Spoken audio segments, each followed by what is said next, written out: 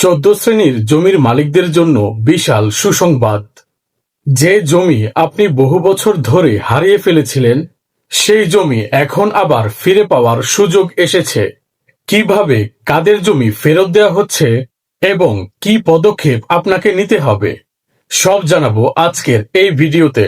তো ভিডিওটি না টেনে সম্পূর্ণ দেখুন। আজকের আলোচনায় এমন কিছু গুরুত্বপূর্ণ তথ্য রয়েছে যেটা না জানলে আপনি আইনি সুযোগ থেকে বঞ্চিত হতে পারেন। আসসালামু আলাইকুম প্রিয় দর্শক, আইনের বার্তা অফিসিয়াল চ্যানেলের পক্ষ থেকে আপনাকে স্বাগতম। প্রিয় দর্শক, এবার আমরা জানব 14 শ্রেণীর জমি বলতে কি বোঝায়। বাংলাদেশে জমির শ্রেণীভেদ আইন অনুযায়ী মোট 35টির মতো জমির শ্রেণী রয়েছে। তার মধ্যে সরকার নির্ধারিত 14 শ্রেণীর কিছু জমি, যেমন জলাশয়, খাস জমি, পরিত্যক্ত সম্পত্তি বা সরকারি অধিগ্রহণকৃত জমি, বনভূমি, চারাগাছ এলাকা, চা বাগান, খেলার মাঠ, পুকুর, ডোবা, নদী সংলগ্ন জমি ইত্যাদি দীর্ঘদিন ধরে সাধারণ জনগণের কাছ থেকে অধিগ্রহণ করে রাখা হয়েছিল। এখন সরকার সেই শ্রেণীর কিছু সংখ্যক জমি পূর্বের মালিকদের ফেরত দেওয়ার প্রক্রিয়া শুরু করেছে।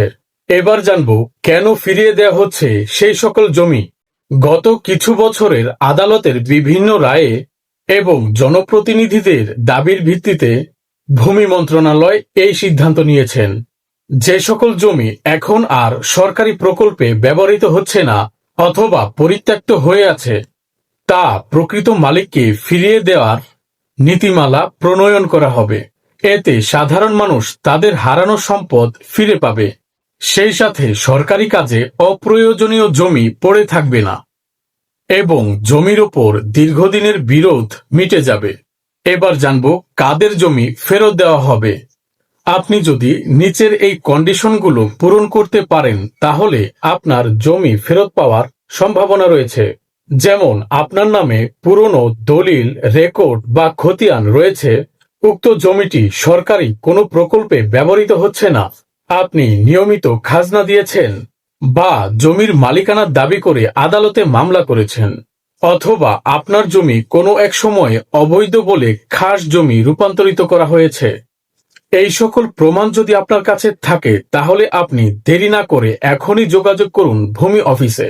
সেই সাথে উপরের কারণগুলো দেখে আপনি এখনই আবেদন করে ফেলুন। এখন জানব জমি ফেরত পাওয়ার ক্ষেত্রে আপনার করণীয় কি। নাম্বার 1, আপনার জমির পুরনো খতিয়ান, দলিল, নামজারি সহ অন্যান্য কাগজপত্র সংগ্রহ করে রাখুন। নাম্বার 2, ভূমির বর্তমান অবস্থা যাচাই করতে ভূমি অফিস বা অনলাইনে দ্রুত চেক করুন। নাম্বার 3, প্রয়োজনে একজন অভিজ্ঞ আইনজীবীর পরামর্শ নিন। নাম্বার 4, ডেপুটি কমিশনার অফিসে আবেদন করতে পারেন আপনার জমি ফেরত পাওয়ার জন্য। নাম্বার 5, জমিটি যদি অবৈধভাবে সরকারি হিসেবে যুক্ত করা হয়ে থাকে, তাহলে যত তাড়াতাড়ি সম্ভব অভিযোগ এবং আপত্তি দাখিল করুন। এবার জানব কোন ভুলগুলো করলে জমি আর ফেরত পাওয়া যাবে না।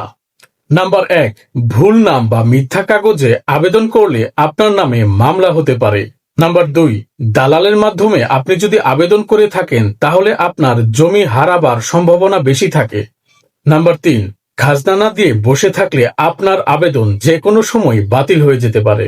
এখন আপনাকে যা করতে হবে, আবেদন করার আগে সকল ধরনের কাগজপত্র নিশ্চিত করুন এবং সরাসরি অফিসে গিয়ে আপনি সকল কাজ শুরু করতে পারেন। এই 14 শ্রেণীর জমি নিয়ে যারা বহু বছর ধরে অপেক্ষায় ছিলেন, তাদের জন্য এটাই সুবর্ণ সুযোগ। আপনি যদি উপরের শর্ত অনুযায়ী জমির মালিক হয়ে থাকেন, তাহলে আবেদন করতে দেরি করবেন না। সংশ্লিষ্ট ভূমি অফিসে গিয়ে আবেদন প্রক্রিয়া শুরু করে ফেলুন। ভিডিওটি ভালো লাগলে লাইক, শেয়ার ও সাবস্ক্রাইব করতে ভুলবেন না।